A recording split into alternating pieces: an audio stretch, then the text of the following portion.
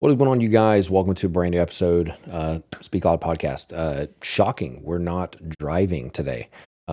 We went on a run of driving from appointment or meeting to meeting, and that became our thing. Like it was like, okay, maybe every week we're going to do this from the car, but actually at the home office today, getting some stuff done, getting ready for some meetings that we have coming up here shortly. And then we have some other shoots this afternoon, this evening. So we're excited about all of that, but I'm actually here today. So the audio quality may be even better than it typically was with the clip-on mic and the road noise and everything else going on. But I'm going to talk about today. We're back on the hot topic. Again, I tell you every time we do one of these that we typically conversationally talk on the podcast about just things that have popped up in the week, in the previous week, conversations that we're having that seem relevant and that we would love to share whatever insight that we have. And again, the insight that we try to share and the advice that I try to share is real world. It's things that have actually happened, things we have actually tested on our own accounts, on clients' accounts, on 20 different accounts. And have proven that this particular thing works and is effective, not just some kind of pie in the sky hopeful, maybe try it out. And again, my caveat is, or my asterisk there is if I ever tell you anything that like, hey, this is an idea, this is a suggestion, I'm going to, excuse me, I'm going to pose it exactly that way. And this is something that it's a hypothesis that we have, an experiment that we have, and we're if you want to try it, go and try it. So you'll know those things. That being said, AI, we're back on it today. We recently had a couple of conversations about AI, and more specifically, we've talked about AI on the podcast from, I guess, a creation or ideation standpoint. But this is a little bit different. The question that was posed to us was about essentially search engine, but AI or query engine. Whereas, some people would go to Google and say, hey, Google, I am looking for X, Y, or Z, plumbing service, popcorn, whatever it might be. Those are two random things, but that's just what popped in my head. Two clients that we have, so it popped in my head. And that's the traditional kind of method.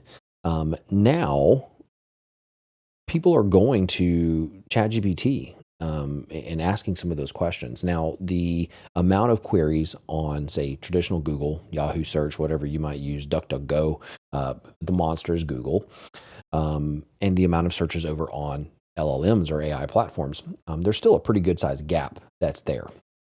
But that gap is closing. And I wouldn't say it's reasonably close just yet, but it's going to continue to, at pace, and very quickly could reach to where we're seeing, half the traffic is inside of these platforms as they integrate more into our phones and into our daily lives.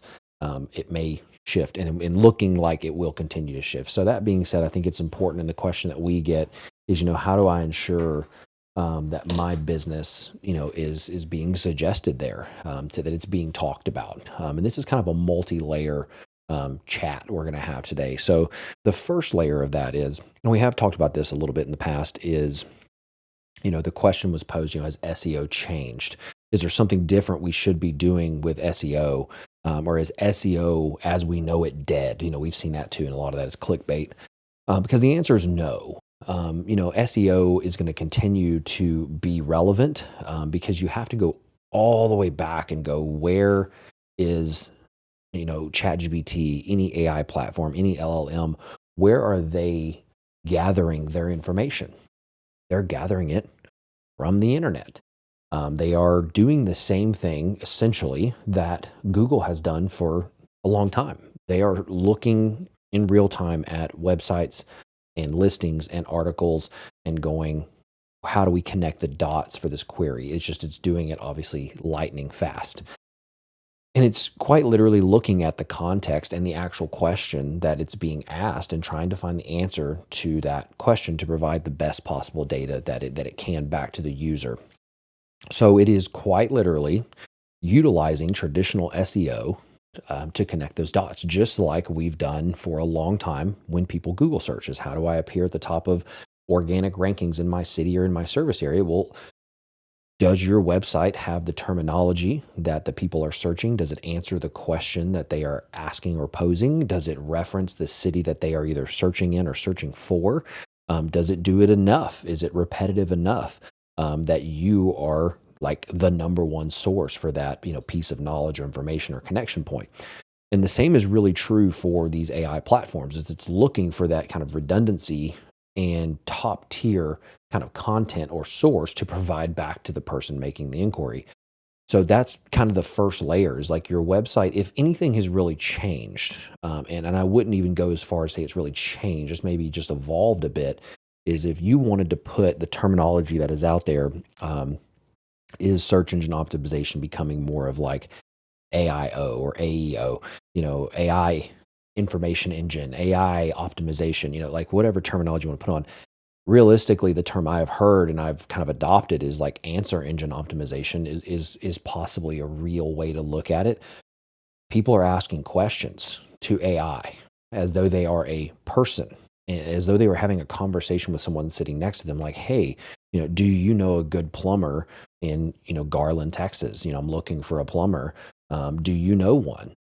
Can you recommend one? These are the types of queries and conversations that are being had inside of AI. And if your website doesn't answer that query that way, then you may not be appearing. But if you are answering those questions, one of the easiest, and this is again low hanging fruit, is having that Q&A section on your website to where like these questions are being asked and answered on your website. It's a great piece of content regardless, but it's a great feeder for these AI platforms. Why are you different than everyone else? What licenses and certification should a homeowner be concerned about? What is your reputation? What are your ratings and reviews? What is the size of your company? What areas do you service? Like a lot of these things that are, some of them are general questions that they may not be asking AI, but the more context that you can give it to build a case that you should be appearing in those AI searches is very real and very relevant. And this goes back to the content on your website. SEO is really multi-layer. You have like your on-page kind of SEO in the sense of like, this is what people see. This is the text that people read. These are the paragraphs or sentences that are on my website that are forward-facing. But then you have the other side of that of like, are your images optimized for SEO? Does Google know what those images are? Google does not interpret image 8749.jpg. That's what it sees, and that's how it interprets it. Without proper descriptions and metadata, Google doesn't know if that's a photo of a duck or a toilet that's being repaired. It has no idea what the difference is. So ensuring that those things are there as well will help with SEO, of course, but like having the cities that you serve, the questions that people are asking, the answers that they're looking for, of how do I stop this from running? Is this a problem? Answering those questions on your website will make you relevant to these AI platforms. Because we've been asked before, like, can you submit my business to ChatGPT? And that's not, you can assume that you can just go to ChatGPT and be like, I'm the best plumber in this area, and here's my website and my phone number, and everyone should know that we are number one. It doesn't work that way. It is not going to take context from you as the person providing a query or providing it information and then turn that around and go, well, I guess they're telling the truth. So every plumber in a 30-mile radius has said they're the best. So I guess we just get to pick one. It's going to base it off of what not only other people are saying in terms of like reviews and Google and things like that, but also what is your website saying when it starts to crawl those websites? Is it answering some of those questions for people and then ultimately directing them to you? Here's what else I'm going to say. I think, and this is going to get a little, not in the weeds, but a little elaborate in terms of why there are some things that are just important that you should be working on. And, we push, we push regularly that people should be generating content, whether it is hiring us to do that for you, or it is you doing it internally, or if you're outside of our service area and you don't want to fly us there, you hiring someone inside of your organization or someone outside of your organization locally to help you generate content, because brand is going to become, it's always been important. We know that. Everyone wants to talk about branding, and people confuse branding and marketing and advertising and across the board. But in terms of who you are and what you do and who you serve and why you are different, and all of those things rolled into one to create this kind of brand that you are known for what you do. When people see your logo or your vehicles or your signage, or they immediately connect you with something. Without that, this is going to get even more muddy as we continue down the path of information is the broadest I could put it. So I want you to just take a journey with me. Like most of you listening to this, have some type of device in your home, whether it be the phone you are carrying around, it be your vehicle, it be an actual physical device, like in the, you're talking to Siri, you're talking to Alexa, you're talking to these different things. And mine may actually go off as I say that. I tried to say it quietly.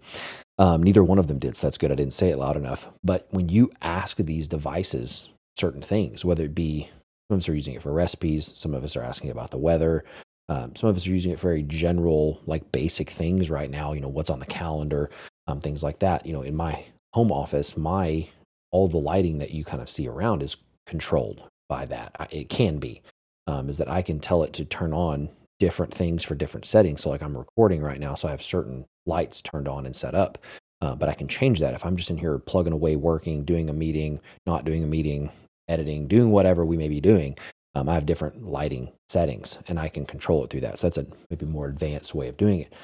But I want you to take a journey with me to 5 years from now, 10 years from now. And some of this is already happening, but it's going to become more and more relevant as we get on the line. I want you to just picture for me, we keep talking about plumbing, so we're going to use that as the example we're going to roll with. Someone comes home from a long day of work and they notice they have water on the floor. And they say out loud to their device, "Oh my gosh, find me the top rated plumber in X, Y, or Z city. I need a plumber." And that device then contacts the plumbing company, sends the request over that here's the information, the address. It may ask further questions. What is the problem? What is the issue? Is this an emergency, not an emergency? But these things are already happening and will continue to happen. But here's where I want to add some context and why I'm saying it's important in terms of tying this all back to brand. If you're not known for what you do, if you do not have brand awareness in the area that you serve, that's the statement that is being is I need a plumber. Find me the best plumber in my area. And then it deploys. It either makes that connection, it sends a request through a website, it is integrated and connected where all of your information can be sent there if it needs to be. It may prompt you for some of those things. Do you want us to call? Yes. Or do you just want the phone number? Yes. Would you like to submit a emergency service request? Yes. Like whatever skills are enabled through that particular company. But what just happened is that device chose for them based on AEO and integration and website traffic and rankings and all those other things. But it made a decision for that person who was going to be used. Now, the device may prompt back and go, "Hey, we're calling Bob's Plumbing." And if there is brand awareness aware, that homeowner may go, "No, no, no, no. I don't want Bob's Plumbing. My favorite is Carl's Plumbing. That's who I want you to reach out to. That's who I want an appointment with." And that brand just became relevant because that brand has either done work for them in the past, has stayed in front of them from a branding standpoint, whether it be on social media, it be organic, it be paid ads, it be Google ads, it be flyers, traditional marketing and advertising. But more realistically, it's all of those things or a level of those. Obviously, we work in the digital space and we feel like it's the most effective and cost effective and all of those things. But like we know that there are a lot of companies that utilize all types of different ways of marketing and advertising. And so the reality is like those things are kind of coming. And some of them, it's already here. You can order pizza on those devices currently. We've all seen kind of smart appliances that I heard somebody talking about this earlier today is like there will come a time, and some of this is already here, but there will come a time where your refrigerator knows that you drink 2 Dr. Peppers per day. and you have 4 left in the refrigerator, and it's 1-day shipping or overnight shipping, you grab that next one, now you're down to 3, and that refrigerator places that order, and the Dr. Pepper shows up at your front door before you ever ran out. Now, to help anyone with, 10 hats or anything like that, I know this can be a little worrisome. We're talking about groceries, but we all see implications of where that could go. At least in the beginning, I can't talk for all these tech companies down the road, but in the beginning, like, these are all things that you will have authorized. You will have said, yes, make my life easier. I don't like regular Dr. Pepper. I only like Diet Dr. Pepper. I don't like this type of cheese. I only eat this type of cheese. I don't want this. You will have set these preferences and access or ability or given it permission to then make your life easier. Like, I don't even have to really go to the grocery store anymore. The stuff just shows up. It knows when I'm running low. Like, if you can imagine your pantry having a device, we can already do the things to where we realize we're out of bread or running out of bread, and we talk to that device and we say, hey, add bread to my shopping list, and then it will auto update maybe your notes or your shopping cart if you're ordering online. These things are already real, and there's already people utilizing them. They're doing it with refrigerators. They're doing it with just standalone devices. It's already happening. But the way I want to tie this all back together is, like, your brand will be the only thing that separates you and makes you memorable. So if you are not creating content about your brand and about what you do and providing information, education, and humor, or whatever other buckets that you may have in terms of generating content, you need to be memorable. Is that people need to recognize and remember your brand. And if it's in a 5-mile radius or 10 or 15-mile radius, like whatever that is, obviously the bigger the radius, the tougher job you have in front of you. But you have to be relevant and you have to be memorable. People need to connect what you do to the place that they live. And when the day comes that I may need that service or that problem solved for me, that's who I will use. And I'll use the examples I've used in the past is we have a local tire shop here that has been a client with us since essentially day one. And what we do for them has kind of evolved and grown over the years. But like, our job with them is, you think it's tires. So I don't know about you, but I don't really shop for tires like every day. I don't shop for tires every month. I don't shop for tires every year, really.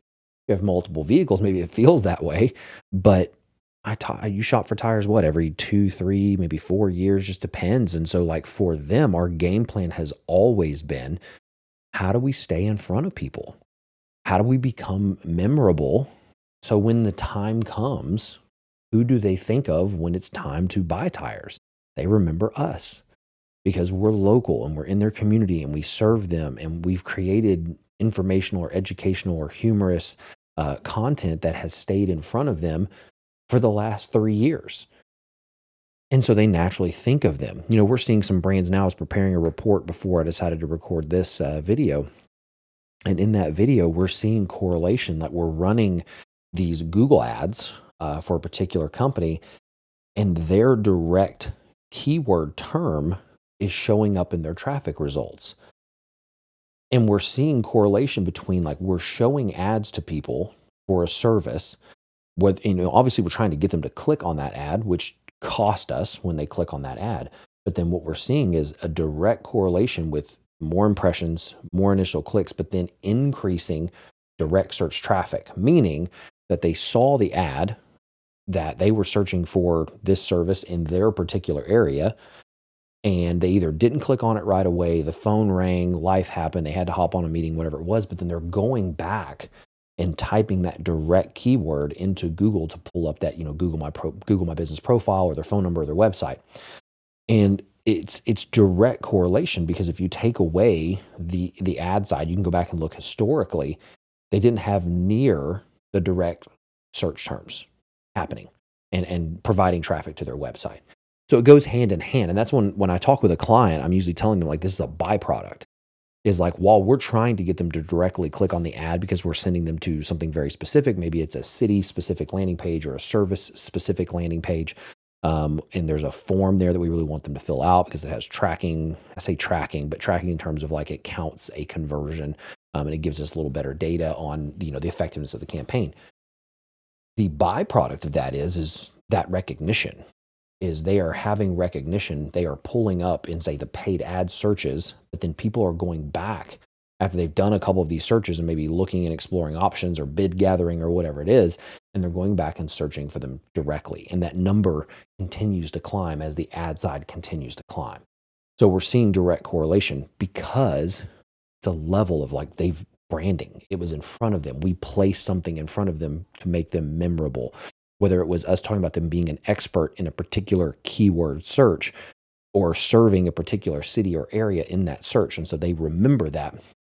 What was the name of that company that I pulled up? Oh, okay. They're typing it directly into Google to pull up that phone number. There are some people that also understand how ads work, and they see an ad and they're like, these people are paying to be here. They're not necessarily the top ranked, whatever it is. So they go and then they're like, I'm going to go search them. I'm going to go look at like their website. I'm not going to click on this because I know what this is. It's an ad, but I'm going to go do some research on my own and determine if this is who I want to call. And they land on the website because of that. So there's all this correlation. But as I go back to the AI side, that is going to continue to progress. It's only natural. Like we've seen this explosion over the last 3 or 4 years, and it's only going to continue to grow. We are regularly, I'm a nerd and a researcher and a data junkie. And so I'm continually looking at the correlation between like what is, say, Google search traffic versus ChatGPTs or Geminis or Claudes or whoever else is that, Grok, whoever they're going through. And we're seeing that gap close more and more literally every single month. We just completed we did an AI panel for Small Business Week here in our hometown. And what's awesome is like we looked at an AI class that we did, I think a year or so ago, maybe 2. And we completely updated all of the slides because so much has changed over that year or so. And more realistically, like it changes from month to month. There's so much that there's just evolution there, or like growth or whatever you want to call it, or changes in how AI is working and what it is capable of, that I am speculating a bit myself. I mean, 5 years may be even unrealistic. It could be 2, but this is going to happen and people are going to be pushed that direction, that it is just easier. Everyone's looking. We just know in general that people like easier. Like we see that across the board. We see it in large corporations. We see it in our daily lives. See everything, like whatever I can do to make my life easier, make it happen faster. Like Amazon, like am I going to go to this store and have to drive up there or look at this, or am I going to go to a person's website and order this thing and it's going to take 5 to 7 business days? Or can I go? Or I'll tell you what, I did this a minute ago. Literally before I recorded this, I was looking at this device that I wanted to order. And it was an ad, Facebook ad, and they know I want it because I've looked at it several times. I've clicked on it multiple times without purchasing, which is all trackable information. So they're retargeting me. And I was like, you know what? They're doing a discount on it right now. Lo and behold, I'm a sucker for a discount, as most people are when it comes to Facebook ads. And I was like, I'm going to go check out their website. So I went over to their website. I saw I could purchase it there. It had the discount. It was, I think, 5 to 7 shipping days or processing days or whatever it was. My first thought, and exactly what I did, where did I go? And some of you just answered it. I guarantee you, Amazon. I went right over to Amazon. I typed in the product name, hit search. They're not on Amazon. So I ordered it through their website. But I checked for the ease and the convenience of, can I order it and get it tomorrow or get it same day or at least a couple of days from now instead of 5 to 7, because I'm impatient. Like now that I've decided I want the thing, I want it in my hand. And it wasn't possible. I had to order it through their website. But I think you get my principle or my thought process there, is that I don't care what it is that you do. I think this will be more relevant to some than it is for others, but I think it's relevant to everybody. The branding aspect is relevant to everybody, that all of you should be concerned about how well are we branded? How recognizable are we? Are we memorable? Do people know about us in the areas that we serve? Or are we just kind of double, triple down on ads, which ads can be fantastic for doing those things. So you need to use those to gain leverage, because continuing to just put out organic content to 500 followers and getting 20 impressions on it or 50 impressions on it is not going to move the needle as quickly as you're going to want the needle to be moved. So then you supplement that with paid ads. Excuse me. But that being said, that's why I'm expressing that I don't think, I know, you ensuring that you are branding yourself effectively and then marrying or pairing that with an effective SEO slash AEO, if you want to call it, game plan, integrating these questions and answers into your website, integrating these cities and locations and services and awards and like all these things. And I don't just mean like a photo. I mean like your text, you're physically talking about it on your website. You're ensuring that the metadata is there. Are your headers reflecting what is on the page? Are you answering what people are asking on the internet? And sometimes you have to remove yourself from your professional hat of here's how I would word things and here's how I would answer these questions. These are the questions I would ask, like, are they this type of certification and all that? Like, does your homeowner or your average consumer, do they know that terminology? Probably not. So you need to word it like you are an uneducated, you're not a plumber, you're not an electrician, you're not a manufacturer, you're not a tire store. What language would they use? And you can go to different websites like Ask the Public and things like that. You can even start typing a question into Google and it will show you, it'll start pre-populating some of those answers.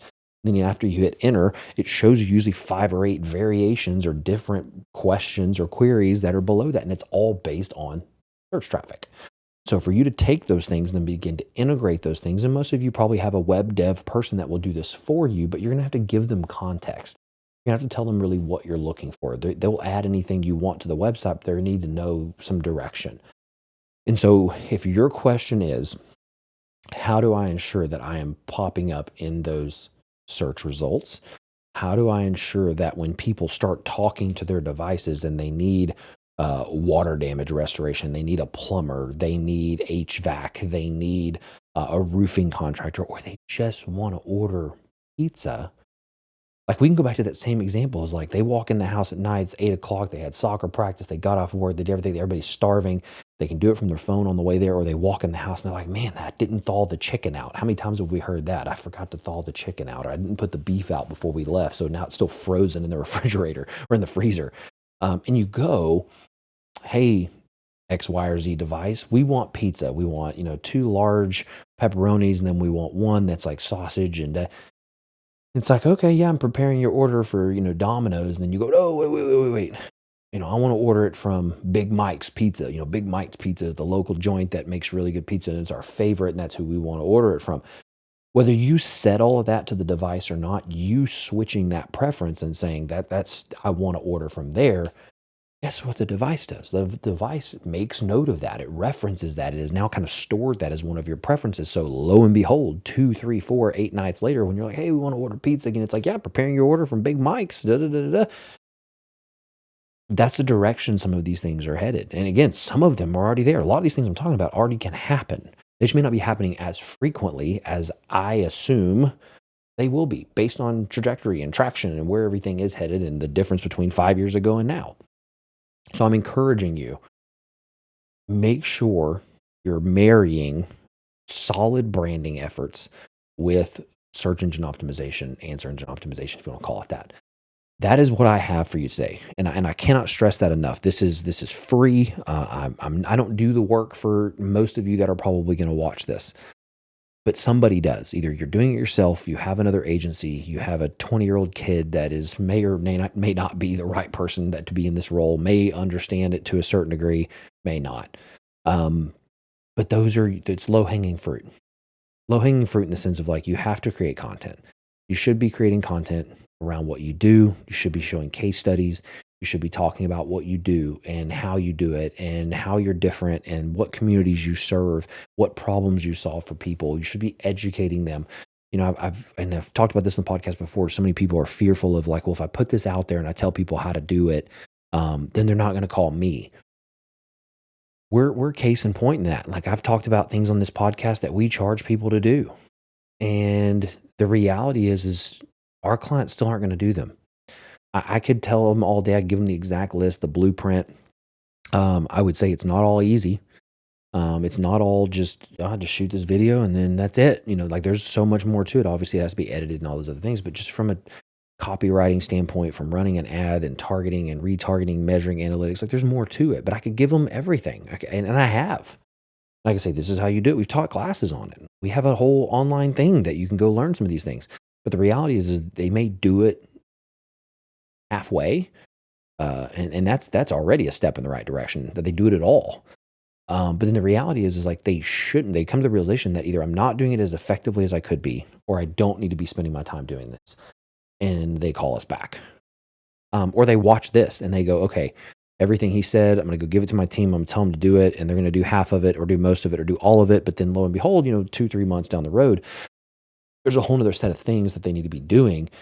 And they become like this babysitter where they're like, I'm just hearing this, and then I got to relay it. Like, what if I just had DJ and his team, either from a consulting side or from an actual agency side, they do it, or they tell my people what to do. So you're not going to work yourself or talk yourself or build value out of a job.